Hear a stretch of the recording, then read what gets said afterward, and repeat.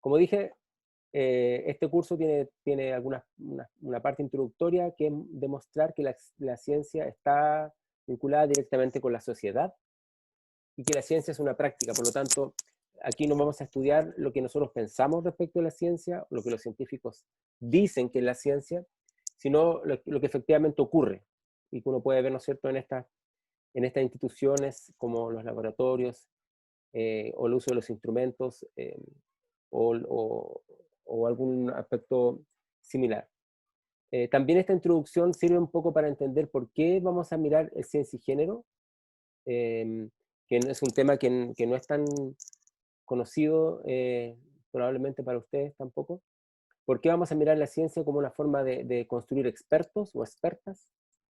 Eh, ¿Y por qué la ciencia es un fenómeno global que hay que mirarlo de esa perspectiva? O sea, quiero que también esta parte introductoria tenga de alguna forma que ver con la elección que también se hace en el curso de los temas, ¿m? Que tienen que relación con la perspectiva. Eh, Les recuerdo para los que no estuvieron en la primera clase, que cada clase está organizada en base a lecturas, que son lecturas que ustedes tienen que ir haciendo a medida que el curso va avanzando, y están puestos ahí las semanas y la cantidad, y el tipo de lectura en los textos. Todos los textos, está el nombre, ¿no es cierto?, Ciencia en Acción, están en la plataforma UCurso, están en PDF, o los he mandado en algún link, normalmente están en PDF. No siempre tendrán el tiempo para leer todos los textos y yo entiendo eso que puede ocurrir. Em, por eso vamos a darnos un tiempo para revisarlo un poco con mayor detención. ¿Por qué yo pongo textos? Porque de esta manera ustedes pueden ir siguiendo también la clase y viendo, ¿no es cierto?, cómo la clase se va construyendo en base a muchos textos, pero sobre todo algunos específicos que permiten que puedan organizarse esto. ¿Mm? Y el primer texto es Ciencia en Acción, cómo seguir a los científicos e ingenieros a través de la sociedad, que tiene que ver con el enfoque, se habrán dado cuenta, el tema Ciencia en Sociedad, que es de Bruno Latour, y está, ¿no es cierto?, pensado para la introducción, que es la primera parte, que se llama, ¿no es cierto?, Abrir la caja negra de Pandora. Pero como introducción, prácticamente a la introducción, eh, yo puse eh, unas diapositivas, un PowerPoint, un slide, para poder dar un poco un enfoque, digamos, introductorio. Entonces, la clase de hoy día va a consistir en analizar este PowerPoint que acabo de poner en, en un curso. Todas las clases van a estar en PowerPoint y esos PowerPoints los voy a poner también en un cursos. Y entonces la clase de hoy día va a consistir en analizar este PowerPoint y tiene una duración más o menos de una hora, que es el tiempo que nosotros estamos tomando para una clase eh, online, que es una clase diferente, como se darán cuenta ustedes, a una clase presencial. La idea es que sea distinta. Antes, no sé si tienen alguna pregunta que hacer antes de iniciar la clase como tal.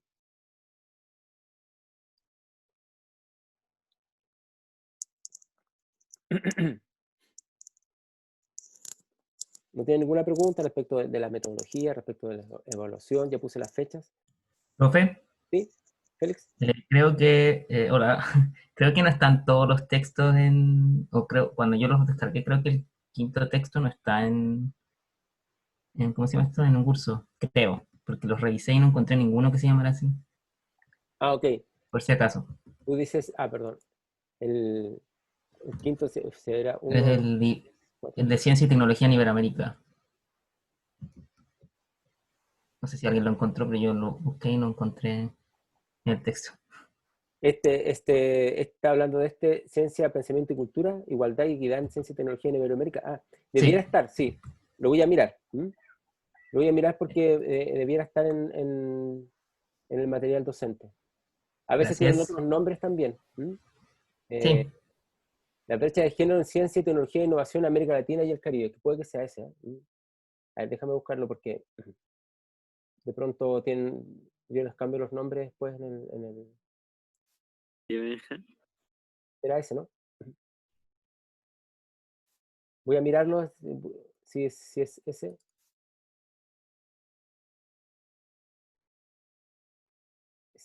La brecha de género, es otro, sí, este se llama La brecha de género en ciencia, tecnología e innovación en América Latina, y el curso, y este es igualdad y equidad, sí, efectivamente no está, lo voy a incluir ahora.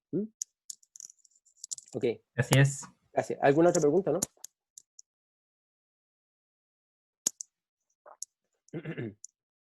Ya, pero creo que nos están viendo. Em,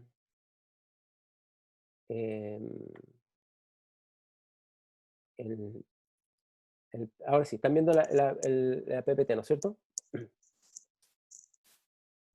Sí, profe. Ok. Entonces, vamos ya, reanudamos la grabación. Ya, ok. Entonces, hoy día, como dije, va a ser una introducción al tema, digamos, del curso, y los textos pueden sonar un poco complicados al principio porque son textos que ustedes tal vez no tengan mucha familiaridad, no porque sean más difíciles ni mucho menos, ni porque no puedan leerlo. Evidentemente sí lo pueden hacer y son capaces de hacerlo, pero hay que dar una introducción también para que entiendan de dónde salen esos textos. Ese es un poco mi objetivo.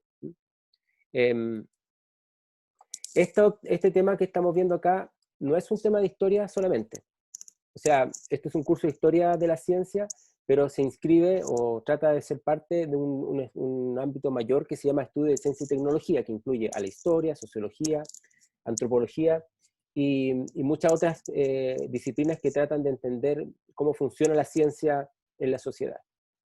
Y estas perspectivas examinan la ciencia a partir de los científicos, como muchas otras. De hecho, probablemente ustedes asocian la ciencia con los científicos, o incluso varones, porque se ven pocas mujeres, ¿no? en la historia de la ciencia, a pesar de que sí las hubo, como lo vamos a ver acá.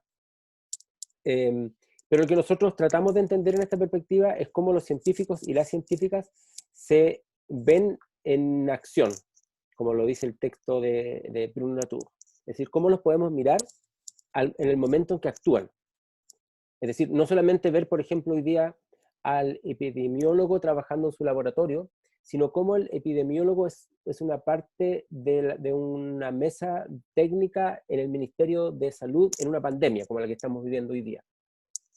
Entonces, ¿qué valor tiene lo que dice una persona experta en epidemiología o en enfermedades de transmisión, lo que ustedes quieran, en un momento como el que estamos viviendo hoy día, para la política, para los medios de comunicación, etc.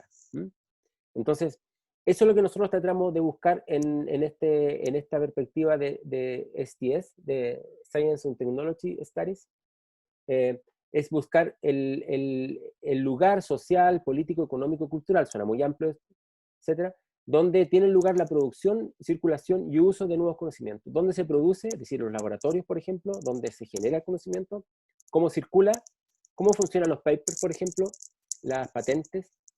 Ustedes me imaginarán, entienden muy bien lo que es un artículo científico, ¿no es cierto? Un paper. Y cómo se usa el conocimiento. El conocimiento para generar, por ejemplo, vacunas, el conocimiento de expertos, el conocimiento que sé yo, que se divulga en la prensa, etc. Eso es un poco la perspectiva del curso. La perspectiva del curso tiene que ver con esta idea de científicos y científicas en acción. Hasta antes de esta perspectiva, esto lo pongo acá, aunque tal vez no le interese mucho como tema, si ya saben el enfoque, digamos, la perspectiva se había limitado a una historia de la filosofía y la ciencia, o sea, de las ideas científicas. Eso está bien, no significa que lo que se estudia como idea científica esté mal, ni mucho menos. Pero solamente tienen en cuenta criterios epistemológicos, es decir, cuáles son los lugares del conocimiento a partir del cual se generan las ideas científicas, etcétera, cómo se demarca los científicos de lo no científico, el famoso criterio de demarcación para establecer qué es lo que es científico, y también una sociología de la ciencia que estudiaba solo las instituciones, pero no profundizaba en el proceso científico-técnico. Cuando se habla de proceso científico-técnico, se habla justamente de la ciencia en acción, es decir, ¿dónde actúa la ciencia? En los años 70 del siglo pasado, en la Universidad de Edimburgo, en Inglaterra, ¿no es cierto?, se desarrolló un programa muy relevante para lo que nosotros estudiamos hoy día de la historia de la ciencia, que se llama el programa Fuerte, Strong Program, que buscaba examinar la totalidad del proceso de la producción científico-tecnológica y no solo el producto de los científicos, o sea, no solamente el conocimiento que producen los científicos cuando ya está finalizado, las patentes, qué sé yo, las ideas del paper, sino cómo se va desarrollando esto. Y quiero que por favor pongan atención a esto, es un proceso científico-tecnológico, es decir, la ciencia se estudia a la par con la tecnología. No hay una separación entre los estudios de la técnica por un lado y los estudios de la ciencia por otro. Hoy día, por ejemplo, estamos viendo el tema de las vacunas, porque tal vez lo podemos tomar como un tema del curso para aceptar más ejemplos respecto al coronavirus. Eso es un fenómeno científico-tecnológico. Está la ciencia por un lado, evidentemente lo que se entiende por el estudio de una epidemia, pero también, ¿no es cierto?, está la tecnología que pueda permitir que se desarrolle, ¿no es cierto?, una vacuna determinada.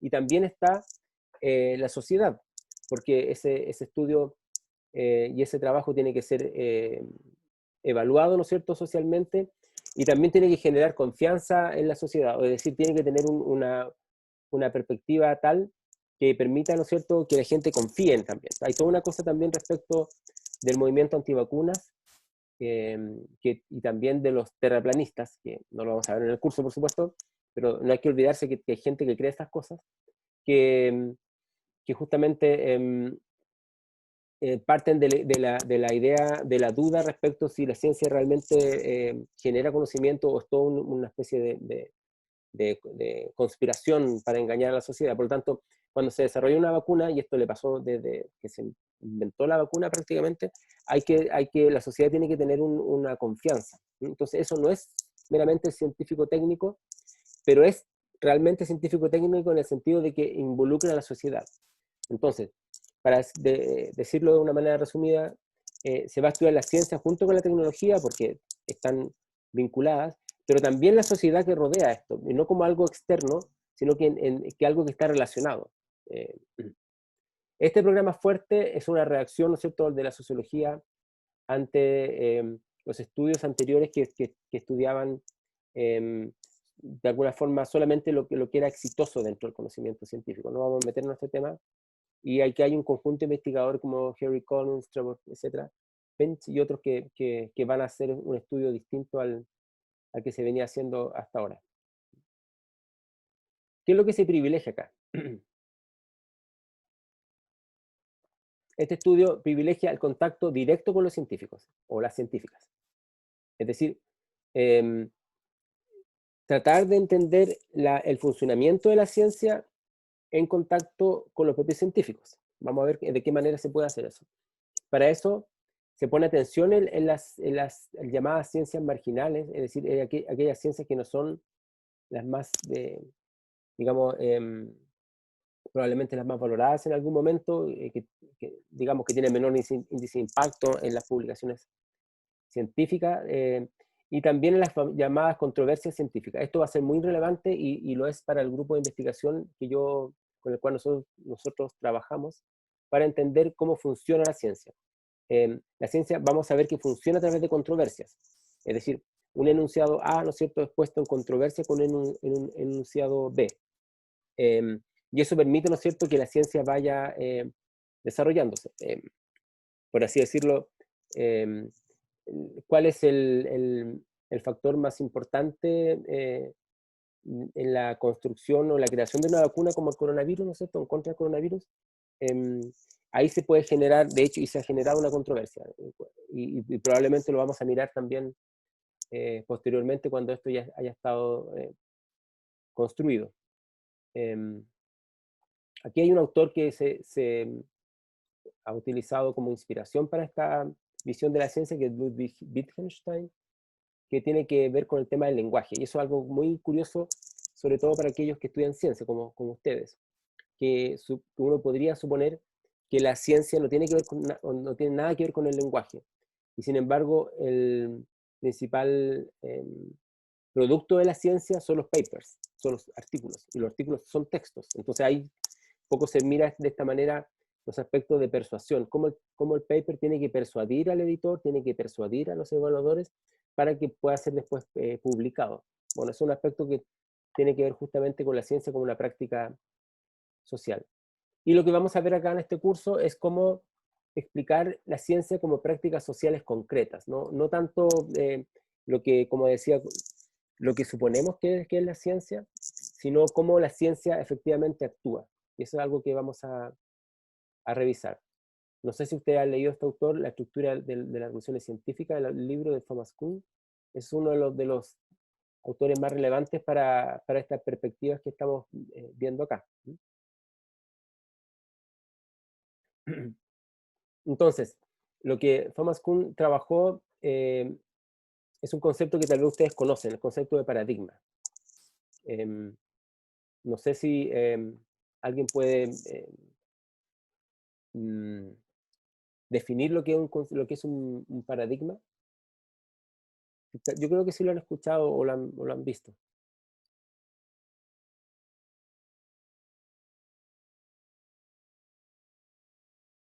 ¿A qué le suena paradigma?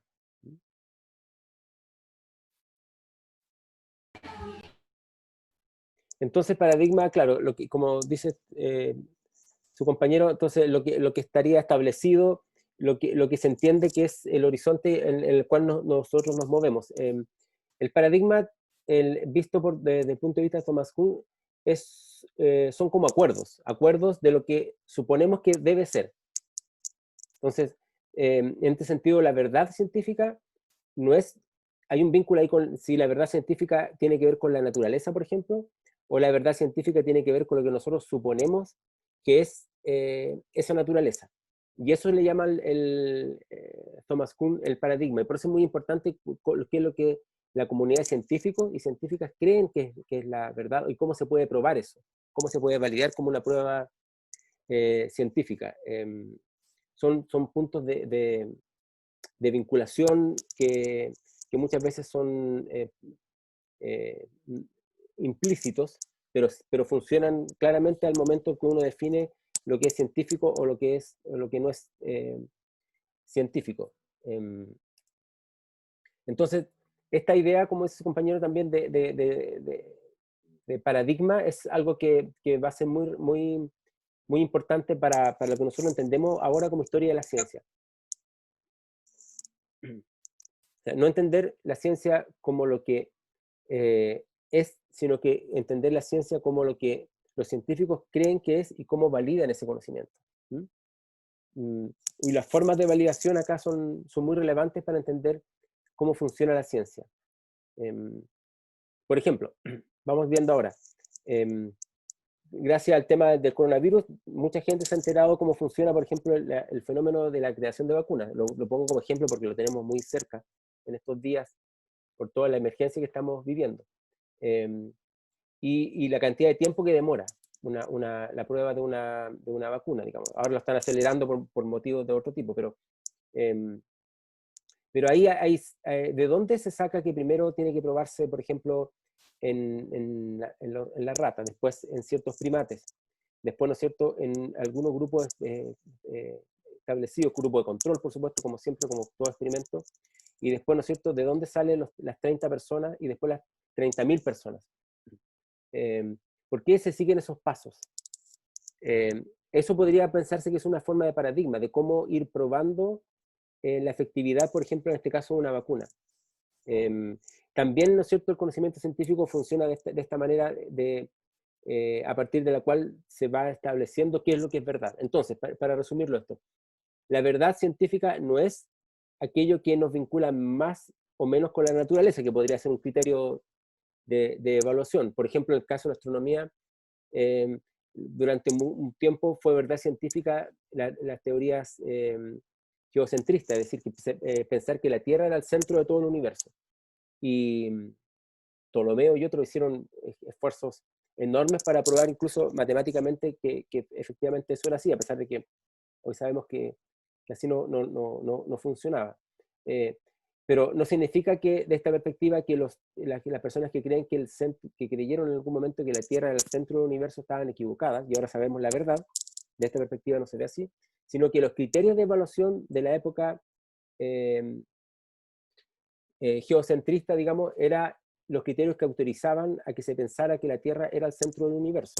Y todas las mediciones se hacían y todos los astros se veían un poco de esta perspectiva, que hay una relación muy directa entre la sociedad, la ciencia y la religión. ¿No es cierto? No apartarse de la Biblia, por ejemplo, era un factor importante para entender ese paradigma, porque además si se lo hacían terminaban quemados, digamos, tampoco era un poco complicado. Entonces, de una perspectiva de Thomas Kuhn, uno debiera decir que hasta la revolución científica entonces se creía que ese paradigma era el que permitía probar, ¿no es cierto?, un tipo de conocimiento. No es simplemente que algo es falso. Y hoy día nosotros tenemos otro tipo después de la revolución científica, otro tipo de conocimiento que, después de Copérnico, evidentemente, que nos permite, ¿no es cierto?, entender que la Tierra no es el centro del universo, ¿no es cierto? Y quizás en el futuro se tenga otra idea, después que cambie el paradigma y vean nuestra idea de cómo funciona el universo de una manera como nosotros miramos las teorías geocentristas. No significa que la ciencia avance de una visión falsa a una visión verdadera, de esta perspectiva, sino que los científicos construyen, y las científicas, sus propias verdades. Esa es un poco la perspectiva. Y aquí está la noción de la construcción social del conocimiento, que como lo recalca Karin Nor-Cetina, que es muy relevante para entender cómo ha sido construida esta perspectiva de la ciencia. No sé si hay preguntas al respecto hasta ahora.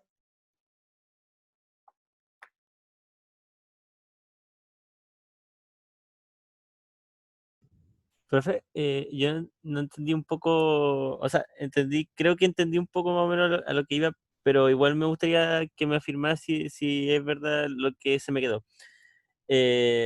Usted quiso decir que la ciencia solamente cambia su forma de evaluar la naturaleza. No es que se acerque a una verdad absoluta. Claro, aquí hay dos posiciones. Una posición que piensa, ¿no es cierto?, que la ciencia obtiene la verdad porque se acerca a la naturaleza. Por ejemplo, en el caso del que nombraba, ¿no es cierto?, el tema de cómo se mueven los cuerpos celestes en el espacio. Entonces, hubiésemos pasado de una falsedad científica, es decir, pensar que la Tierra es el centro del universo, a una, comillas, verdad científica que nos dice, ¿no es cierto?, que hay distintas formas de organización y movimiento en base a cuerpos celestes que articulan el movimiento de otros, ¿no es cierto?, etc. Entonces, uno estaría más cerca de la naturaleza y por lo tanto sería verdad. Eso es una perspectiva. La perspectiva que yo trabajo, que es la perspectiva del curso, nos dice que eso no es tan relevante. Lo relevante es estudiar cómo los científicos en la época y las científicas creían que la forma a partir de la cual se podía probar un enunciado o una verdad científica. Por lo tanto, es el paradigma. El paradigma en el cual los científicos y las científicas se mueven es lo que finalmente termina construyendo la verdad, no la naturaleza. Porque la naturaleza siempre está ahí para ser interpretada de cualquier forma. Profe, entonces usted dice de que porque los paradigmas van cambiando a través de los otros años, de la sociedad, entonces las verdades también van cambiando y quizás por eso tal vez nunca se puede alcanzar la verdad porque no sabremos cuál va a ser la verdad en 100 años más, porque va a ser el nuevo paradigma y las nuevas maneras de hacer ciencia. Claro, eso podría ser una interpretación de lo que hemos estado viendo. Por ejemplo, ¿dónde está la ligación entre la perspectiva de la teoría cuántica, de la visión cuántica del universo, en relación a la perspectiva, ¿no es cierto?, de la física, o sea, de la mecánica cuántica versus, ¿no es cierto?, la física de Einstein, de la teoría de la relatividad? ¿Dónde está la conexión entre lo que pasa en lo micro, que es totalmente contradictorio y ajeno a lo que pasa a nivel macro. O sea, en este momento la física tiene estas dos perspectivas, ustedes saben, ¿no? Tiene esas dos perspectivas, donde cómo funciona el mundo de los astros, y ahí funciona Newton y Einstein, y cómo funciona, ¿no es cierto?, la mecánica cuántica, que funciona, digamos, de una manera, ¿no es cierto?, completamente distinta. De hecho, en la mecánica cuántica, ¿no es cierto?, las cosas pueden ser y no ser al mismo tiempo. Tiene una complicación muy grande con el principio de no contradicción, que es fundamental para la ciencia, ¿no es cierto? Una cosa no puede ser y no ser al mismo tiempo. Y sin embargo, en la mecánica cuántica, una partícula subatómica puede estar en un lugar y en otro lugar al mismo tiempo. Ustedes me imagino que habrán visto esto. Y por lo tanto, es la teoría de cuerdas, por ejemplo, será la conexión entre una y otra. ¿Dónde está? ¿Cuál es la verdad? ¿Qué es lo que nos acerca más a la naturaleza? Entonces, tal vez ahora lo vemos como algo desconectado, pero quizá y no podemos ver la conexión en este momento, digamos, pero en el futuro tal vez cambie el concepto de verdad y tengamos una tercera perspectiva que no es ni la teoría de cuerdas u otra parecida, teorías cosmológicas estamos hablando, ni la mecánica cuántica ni la teoría de la relatividad. Entonces, ahí uno puede entender cómo se va construyendo este conocimiento científico. Ahí un compañero o compañera dice, ¿no es cierto?, antes podíamos mencionar, voy a leer, como una verdad la existencia de lo divino para alguien de la Edad Media que no sabe que existen más sistemas de creencias, y esto ha variado al punto de tener un montón de verdades o paradigmas dependiendo de la cultura y la verdad que tú aceptas. No sé si sirve para explicar lo complicado que evolucionan los conceptos de verdad en relación al sujeto, que tampoco sé, en todo caso, si esto puede ayudarnos a entender cómo funciona. Pero lo importante, sin que entiendo bien lo que quieren mencionar acá, lo importante, creo yo, es que pensemos que el conocimiento científico no es un conocimiento eterno, eso está claro, ¿no? O sea, lo que pensamos hoy día que es verdad puede ser en el futuro, ¿no es cierto?, considerado como una mera elucubración, o desde una perspectiva, digamos, mirando desde el presente hacia el pasado, como vemos nosotros hoy día las teorías geocéntricas. Es decir, lo vemos como algo completamente extraño.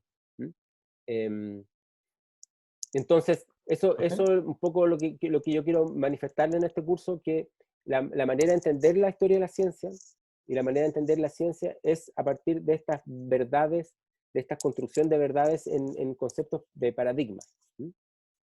Y entonces, de lo que se trata ahora, y ese es el primer libro que vamos a revisar el texto, es mirar cómo funciona en acción la ciencia, es decir, cómo se va construyendo a partir de paradigmas de verdad el conocimiento científico.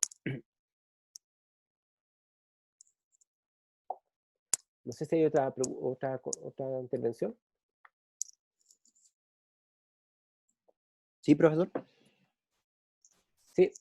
Que estaba pensando que, complementando un poco lo que decía Arthur, que este mismo paradigma en sí mismo también puede ser como los diferentes entendimientos que se pueden tener de él pueden provocar que haya gente que no crea en las cosas que podamos tener, del conocimiento que podamos tener ahora, como el tema de las vacunas, por decir algo.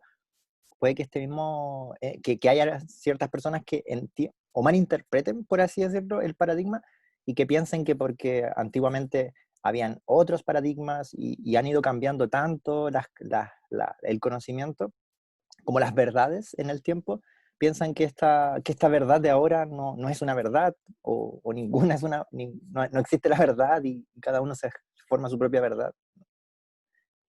Bueno, esto es uno de los grandes, qué bueno que tú lo digas, es uno de los grandes riesgos que tiene estas perspectivas constructivistas, que es pensar que el conocimiento se construye con verdades, ¿no es cierto?, en base a paradigmas, que es pensar que como se construye todo el conocimiento relativo y todos podemos tener nuestras verdades. Por lo tanto, uno podría decir que de los terraplanistas, ¿no es cierto?, también tienen su verdad y que creen que la Tierra efectivamente es plana, y que todo lo que se ha construido en base a la perspectiva de que efectivamente la Tierra no es plana es meramente una conspiración de los científicos para ganarse proyectos y ganar poder en la sociedad. Entonces uno podría decir, ya, ok, de esta perspectiva entonces uno tendría que decir efectivamente los terraplanistas sí tienen la razón, tanto como lo tienen la razón aquellos que se dan cuenta y que estudian la Tierra sin creer que es plana. Pero eso no es así en esta perspectiva. No se trata de relativizarlo todo, sino que se trata de entender cuáles son elementos que permiten probar una verdad. Por ejemplo, en el tema del conocimiento respecto de si la Tierra es plana o no es plana, tú tienes elementos que te permiten probar un enunciado científico al respecto. Y ahí no la ganan los terraplanistas, porque no tienen ninguna manera, utilizando esos criterios, de probar que la Tierra es plana. De hecho, está todo orientado a que uno pruebe lo contrario, que la Tierra es una esfera. Entonces, esta perspectiva puede, y eso es uno de los grandes riesgos, puede llevar a que las personas o que quien estudia la ciencia caiga en relativismos y que acepte todas las verdades como si fueran simétricas, al mismo tiempo iguales. Pero cuando un paradigma funciona, establece también qué es lo que es verdad y qué es lo que no es considerado una verdad. Y una manera de considerar eso es la manera en que tú generas la prueba para establecer una verdad. O sea, son las pruebas las que hay que estudiar. ¿Cómo se generan las pruebas? Profe, ¿Sí? que de alguna forma a mí siempre me ha parecido que la misma ciencia tiene una mirada demasiado antropocéntrica como en los fundamentos o los argumentos con los cuales estipula que algo es una verdad. O sea, a mí lo primero que me queda claro después de ver cómo hemos ido construyendo lo que hoy en día aceptamos como cierto, es que no tenemos que creernos todo lo que nosotros creemos tampoco. Entonces, no hablo desde lo refutable, como por ejemplo el tema de la Tierra plana, hablo de cosas que van cambiando en el tiempo. Entonces, ¿por qué le llamamos verdad a cosas que al parecer son verdades del momento? No sé. Entonces, al darle tanto poder, quizás me da la sensación de que nos cuesta incluso abrirnos a la posibilidad de romper estas verdades que ya decretamos como ciertas y por eso todavía no aceptamos que quizás la verdad no es como tal en todos los escenarios, sino que existen ciertas dimensiones donde puede un espacio ser de una forma, puede ser de otra, no apuntando al relativismo extremo, sino que como aceptemos que es dinámica, entonces, pues no le demos tanta importancia a porque finalmente todo va basado en nuestro juicio racional, lo que nosotros decretamos como cierto o no, y aún ni siquiera sabemos ni lo que somos, ni que somos parte de esto, y ya estamos decretando cosas. No sé, me parece muy antropocéntrico el validarnos tanto. Sí, bueno, estoy de acuerdo. Es antropocéntrico en el sentido de que se basa desde la revolución científica en la racionalidad. Y que suponemos que la racionalidad la tenemos solamente los seres humanos. Ya sabemos que no es así como lo pensamos, pero suponemos que es así. Y por lo tanto, cuando tú, al margen de lo que creas en términos filosóficos, de lo que es verdad o no, en términos científicos, una verdad tiene que probarse desde el punto de vista racional. Es decir, tiene que ofrecerse pruebas que racionalmente permitan validar un enunciado científico. Y ahí ustedes tienen, por ejemplo, el caso más particular, más extraordinario, creo yo, del siglo XX, de algo que ya nombré, que es la mecánica cuántica, porque de hecho ponía en duda algunos paradigmas de cómo se entendía la propia idea del funcionamiento de la naturaleza. En el sentido de que uno no puede irse en contra del principio de no contradicción. El principio de no contradicción, que probablemente ustedes lo utilizan en matemáticas, de esto, ¿no? Ustedes no pueden decir una cosa que A no puede ser B al mismo tiempo. O sea, tienen que haber una, bueno, me estoy metiendo en un problema tal vez que me lleva a otro lado, pero me quiero decir que, por ejemplo, uno no puede ser y no ser al mismo tiempo. O sea, es un principio básico desde lo griego hasta ahora. Por lo tanto, un objeto, sea cual sea, ¿no es cierto?, aunque sea microscópico o pequeñísimo, digamos, no puede estar en un lugar y al mismo tiempo estar en otro, por ejemplo. Y sin embargo, en la mecánica cuántica eso ocurre. Entonces, lo que quiero decir con esto es que no hay que poner tanto énfasis que tal vez lo que entendemos por verdad, sino que a la manera en que se prueba que una verdad es tal, que una verdad existe.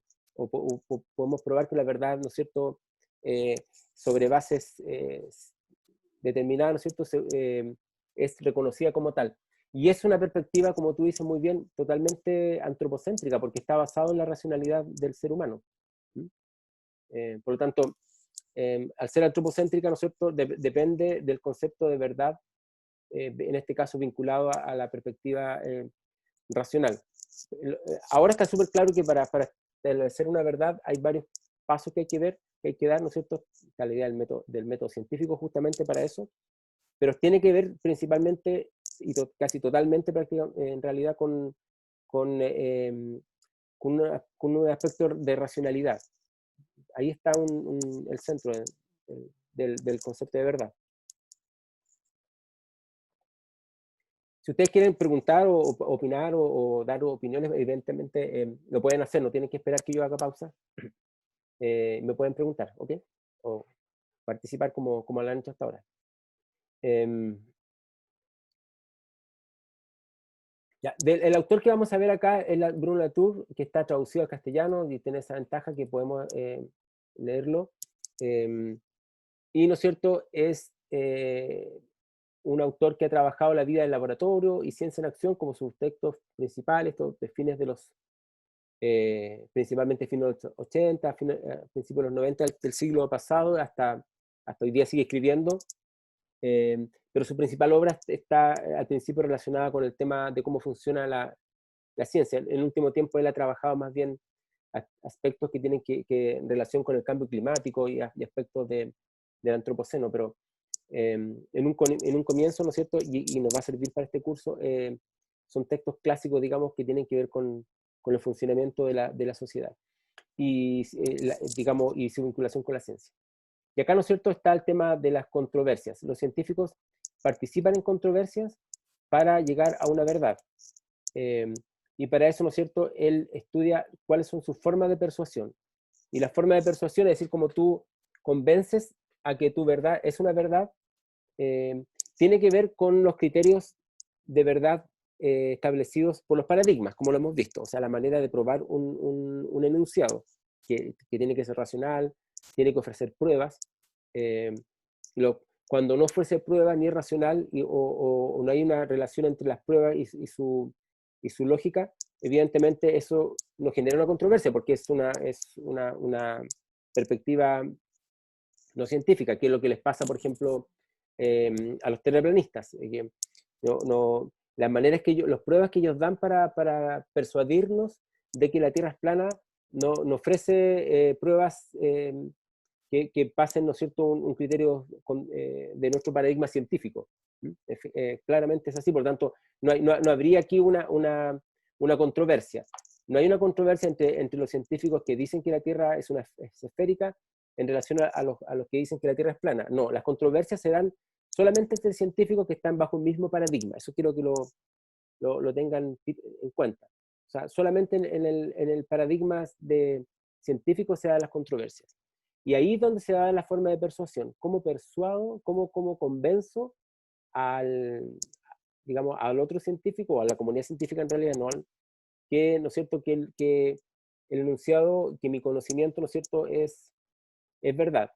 Esa es una manera, forma de persuasión que tiene que ver con la manera en que se escriben los papers y cómo funciona toda la lógica de las publicaciones científicas.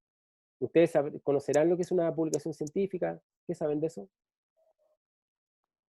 Bueno, al menos cuando son de carácter científico, se postulan a revistas generalmente, hay que pertenecer a una institución investigadora y más o menos dependiendo de la revista, ahí uno conoce un poco qué cosas son las que ellos piden y se somete a una evaluación de jueces y posteriormente, en caso de aprobarse, se edita y se publica.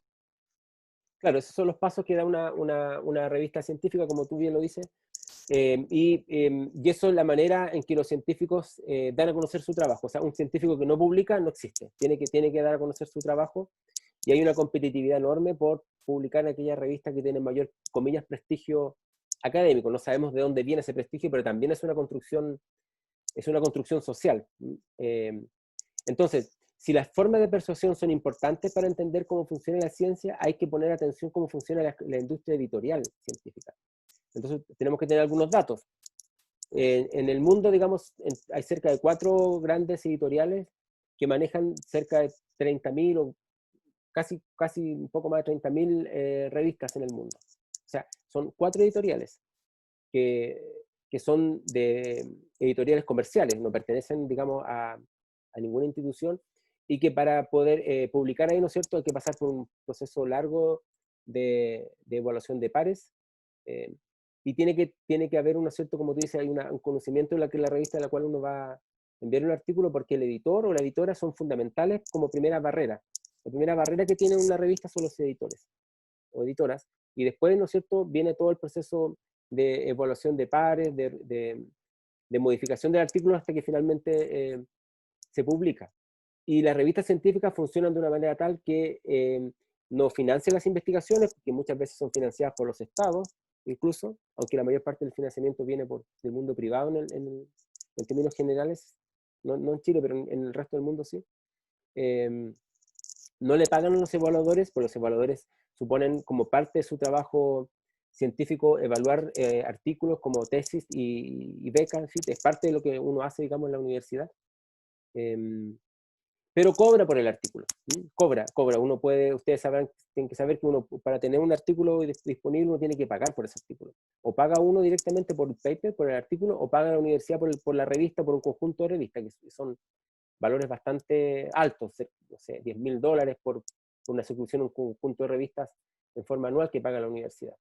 Entonces, la forma de persuasión no es solamente persuadir científicamente al editor o a la editora para que el artículo se publique, sino que tiene relación con el hecho de que el artículo puede generar un nivel de impacto, es decir, que otros lo citen.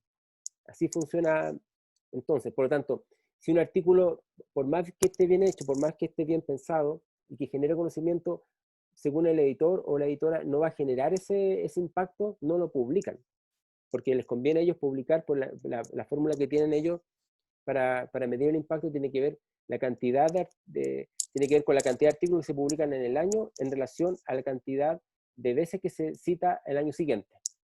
Por lo tanto, mientras menos artículos tiene una revista, pero más citas, mayor índice de impacto tiene. Entonces, ahí estamos hablando de verdades, son verdades, ¿no es cierto? Son verdades que se construyen, verdades científicas, y sin embargo a veces no se pueden conocer. Y yo he conocido muchísimo, o dar a conocer por temas de cómo funciona la industria editorial. Yo he conocido muchísimos casos, incluso en la Facultad de Ciencia y también, de acá de la Universidad de Chile, donde hay artículos que el editor dice, bueno, no es interesante para nuestro público. Y conozco un caso de un muy particular donde hicieron una modificación, en vez de analizar una especie que estaba en Chile, analizar una especie que aparecía en California, pero también en Chile, como una comparación, y ahí fue interesante para el público de la revista y para el público global, porque tiene que ver también con estas revistas, la mayor parte de ellas están en Estados Unidos, ahora ha cambiado un poco eso. En Europa, porque han aparecido también en Asia muchas revistas, en China, etc. Entonces, las formas de persuasión son importantes para entender cómo funciona el conocimiento científico. También los lazos con los organismos financieros, es decir, quién financia la ciencia. En Chile, la mayor parte del financiamiento viene del Estado, a través de proyectos de tipo Fondo de Ciencia y Tecnología. Pero en el resto del mundo, el financiamiento de la ciencia viene del punto de vista privado. ¿Y qué es lo que le interesa al mundo privado cuando está financiando un conocimiento científico? ¿Qué creen ustedes? Dinero.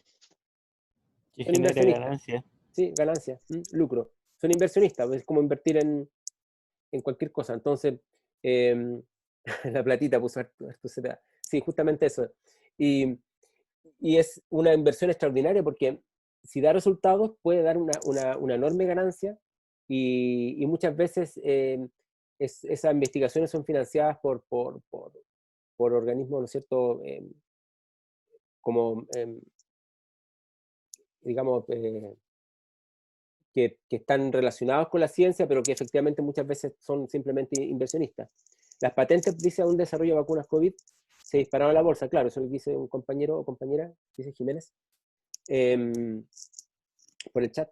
Efectivamente, eso ahora uno puede ver, por ejemplo, en la práctica cómo funciona el fenómeno del negocio relacionado a las vacunas, porque quien llegue primero a la vacuna y quien pueda desarrollarla, ¿no es cierto?, es un negocio enorme. Cuando se inventó la vacuna, cuando Louis Pasteur fue el primero que inventó, ¿no es cierto?, esta idea de vacunas, y en Francia en el siglo XIX, él dejó abierta y sin patente la vacuna, porque dijo que era algo necesario para salvar vidas. Y ahora, evidentemente, esto Es una cosa muy distinta. Por tanto, cuando uno mira la ciencia, hay que mirar quién financia la ciencia. No hay que mirar a los científicos o a los científicos como si estuvieran aislados del resto del planeta, sino hay que ver quién está detrás del financiamiento para saber cuál es también es el interés que tienen, ¿no es cierto?, de desarrollar algo y dejar de desarrollar otro conocimiento. De todo lo que se puede estudiar, hay cosas que se dejan de estudiar. ¿Y por qué? Porque no son lucrativos para una patente, probablemente. Y finalmente, lo que se llama las lógicas sobre las cuales se cimentan las carreras científicas. Las carreras científicas tienen una lógica de cómo funciona, digamos, y ustedes lo sabrán muy bien, cómo funciona la vida de un científico o la vida de una científica. Y eso tiene que ver, ¿no es cierto?, con el momento que ustedes entran a la universidad, en el momento que son ayudantes, el momento que hacen estudio de posgrado, el doctorado, que es el principal, y después el postdoc. Hay toda una lógica ahí. Y es una lógica que está probado, como lo vamos a ver en este curso, espero, que está probado que tiene un sesgo de género, es decir, favorece mucho más a los hombres que a las mujeres.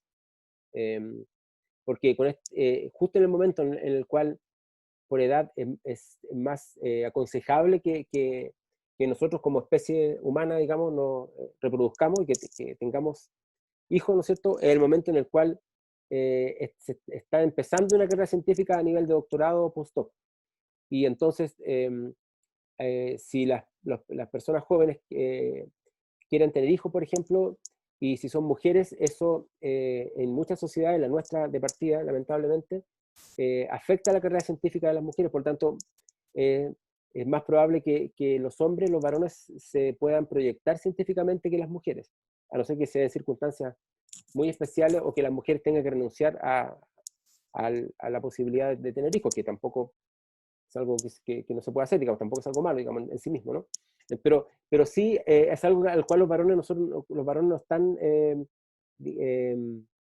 o no estamos presionados. Es decir, los varones podemos ser padres y seguir una carrera científica perfectamente en sociedades con lógicas como la nuestra, lógicas machistas, patriarcales, como se le llama. Entonces, es un sesgo de género. También las carreras científicas favorecen más a aquellos que están vinculados con instituciones de Europa a los Estados Unidos. Ahora China ha un poco alterado, la India, este factor, pero en general, ¿no es cierto?, es más rápido una carrera científica, más directa para aquellos que están en Europa o en los Estados Unidos que para aquellos que están fuera de ese lugar. Entonces, a no ser que muchos tratan de relacionarse con esos países justamente para poder vincularse. ¿Por qué nosotros no estamos desarrollando una vacuna en este momento? Cuando hasta el año 2000 y tanto, no recuerdo bien, Chile exportaba vacunas incluso, se hacían vacunas. ¿Por qué se dejó de hacer eso acá en Chile? ¿Por qué no era lucrativo? ¿Por qué nadie invirtió en eso? Si no invierten no es simplemente hacer vacunas, tú tienes que tener gente formada en ciencias básicas, tienes que tener laboratorios. ¿Por qué eso no se hace acá? Y entonces nosotros estamos participando en este momento en el desarrollo de las vacunas, como muchos países más, ¿no es cierto?, con la población que va a ser parte de las pruebas, y también, ¿no es cierto?, con algunos grupos de investigación, acá en la Universidad de Chile, la Universidad Católica, la Universidad de Concepción, hay varias que están vinculadas con estos grupos, pero como algo anexo, digamos. Entonces, también las carreras científicas se cimentan y se construyen en base a ciertos nodos de ciencia que no están en los países como los nuestros, en general. Lo que no significa que nosotros no podamos hacer buena ciencia, evidentemente aquí sí se hace. Pero hay una lógica acá que nos perjudica, que perjudica a las mujeres, que perjudica, ¿no es cierto?, a aquellos que no son de esos países. También perjudica algunas áreas respecto de otras. Si las carreras científicas están relacionadas con aquellas áreas que pueden ser más lucrativas, entonces también favorece más el desarrollo de esas carreras o esas áreas que otras áreas que son menos lucrativas, etc.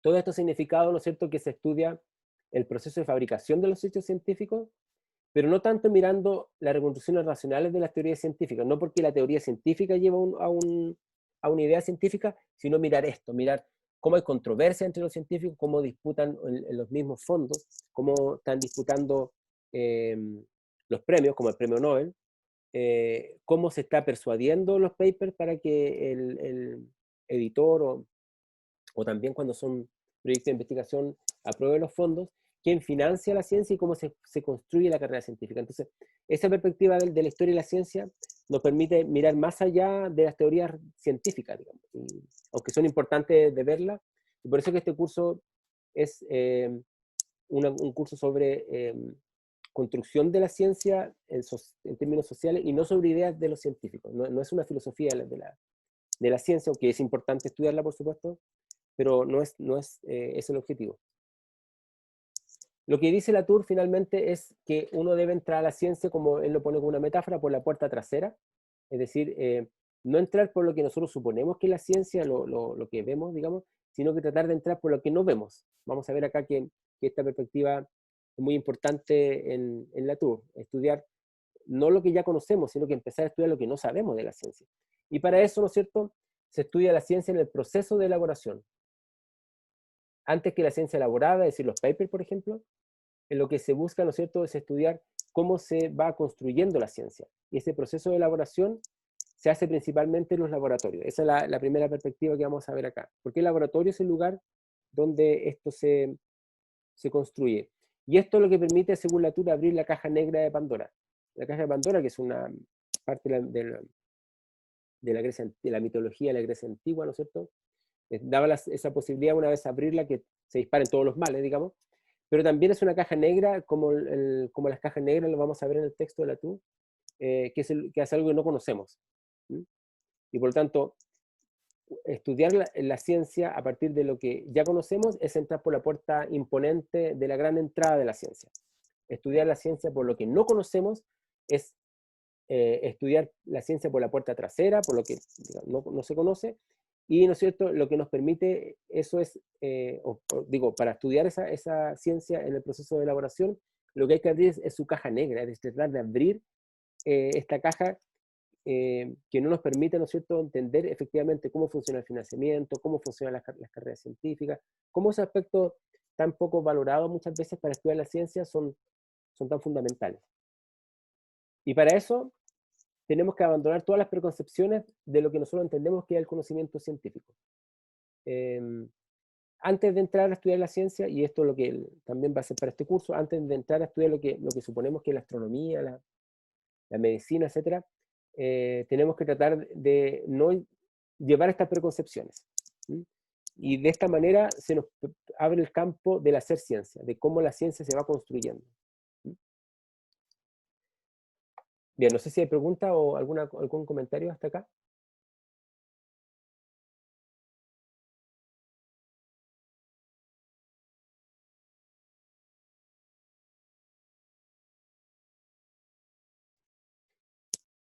Bien, entonces, vamos a dejar la grabación acá porque hasta acá, ¿no es cierto?, lo que estábamos por ver hoy día.